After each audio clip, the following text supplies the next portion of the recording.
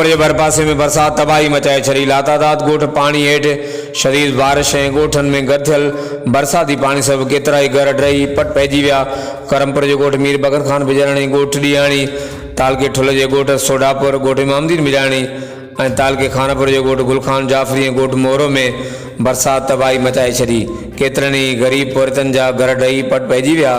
सारियालो फ़सुलु पाणी हेठि अची तबाह थी वियो। शदीद बरसात घरनि खां बेघर ॻोठाणा बरसात सबबु फाका कशी ते मजबूर थींदे अज़ाब वारी ज़िंदगी गाइण ते मजबूर आहिनि। मुतासिरनि DC Kashmir Kandhkot, DC जैकबाद, DC Shikarpur ऐं तक जे चूंडियल नुमाइंदनि खे अपील कई त ॻोठनि ऐं फसलुनि में बरसात जे जमा थियल पाणी जी नेकाली खे यकीनी बणाए असां ग़रीब बरसात मुतासिरनि जी मदद कई वञे।